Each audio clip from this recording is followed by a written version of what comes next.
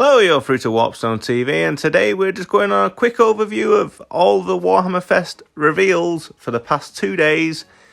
It's been some quite exciting stuff, to be honest, especially as a Chaos player. I've loved everything that's come out. So we'll start off now, and here we have the brand new Possessed models. I love these. They have so much detail in every single model that you can see, and I hope that everything's multi-changeable sort of thing, so some guys can have all claws or whatnot. It just looked perfect, and they matched it like the Galvorbrak from Forge World, where they've got so much detail on them. These guys just make it 1,000 times better. Well, in fact, 10,000 years better, since Galvorbrak were 30k. These are 40k. On Possessed, I never ran Possessed, except from when I first started Chaos. And then I hated the models anyway, so I'm so glad that they actually reimagined all of the model, and they look so more chaotic. I know they are part of Chaos, but more chaotic than the original old models, and like the ones on Dawn of War, and the ones that have been out since like 2003. I don't know. They just can't compare them. Now, we'll move on to the cultists. These are more like medieval cultists. They look cool. They don't look uniformed like say, Cadia or the Forge World cultists. And then you have these sort of abomination cultists, which are called accursed cultists. These will be brilliant in my creations of Bile Army, just to show the madness of, especially these as well. These are horrific. They remind me of The Thing on how mad they are. These were called Accursed Cultist Torments. And then we have a new HQ choice for Chaos, which is like a cultist dark commune. So maybe you get extra bonuses if you say word bearers who have a lot of cultists, or Alpha Legion. But yeah, there's just a picture of all of them on the battlefield together with the other Chaos models. Next, we're on to Squats. This is the old trike, and they've reimagined it, and it looks stunning. I love his coat. It reminds me of the Bane coat from Dark Knight Rises. Yeah, it does look pretty sick, that, to be honest.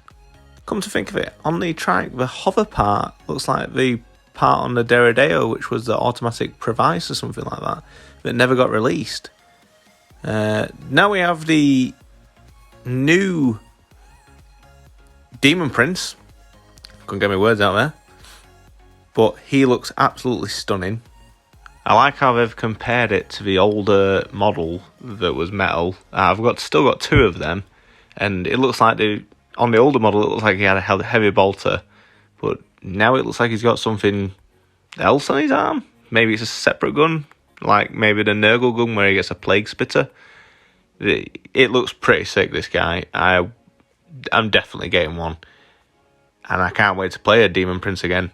Last time I played Demon Princes was Thousand Suns, where you could run like, before the limiter came out, you could run like 3 or 4 Demon Princes on the field. And look at the detail on that, on how many skulls he's got. Even one is just a little bit flayed. His backpack and all the little spikes, you can tell he's like ascended to demonhood. And he comes with 4 different heads. The detail on like the Slanesh one, the little piercings. The Nurgle one looks like Rotagus. Does each one, I can't really tell if it looks like a Lord of Change that much. It does a bit, but that's the only one I'm not as keen on. And the Bloodthirster one looks more sort of Viking-y. But now this was a surprise that they're going to be releasing new World Eaters, a whole new codex. They've in production of it. And they're going to be releasing a White Dwarf as well, with some little minor rules in to bide us over. Then the other release was Angels of Death. They're doing a prequel to Angels of Death. If you watched that TV series, it was quite good actually.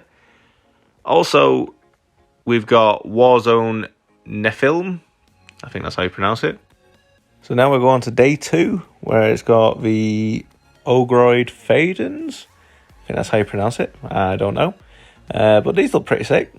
It would be nice if they brought these into 40k as well, but I'm not complaining if they don't. They do look like nice models.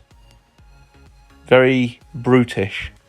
Then we go to the Black Library. The Black Library's released a new book that's to do with this guy who's a vampire.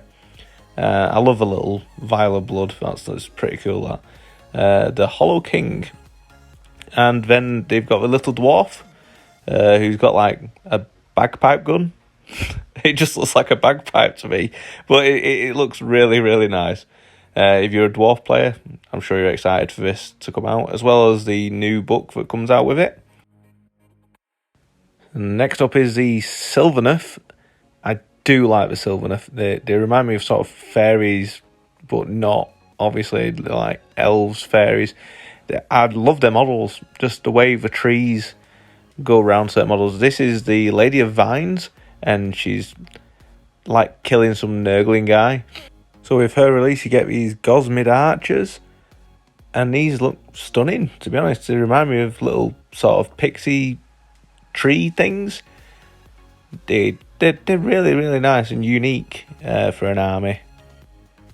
Now we're going on to the next one, which is Spite Rider Lancers. And these are on like big flies. They have got 2 variants to them, which are also called Revenant Seekers. And I'm guessing they're more close combat based. They're slower by the description. And you're also getting a new book.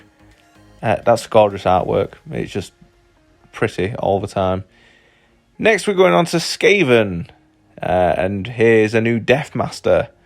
He is amazing. I always run the old Deathmaster just because I like having the theme of the rats having an assassin type of guy who would go and kill people for him, like the top dog. But then there is a new Skaven battle tome as well. And that is it for the reveals for day 1 and day 2. I will be uploading another video on Saturday for day 3 and day 4. Please mention in the comments anything you've been up to recently with Warhammer or Pokemon or whatever you've been doing. And we'll catch you in the next video. Bye bye.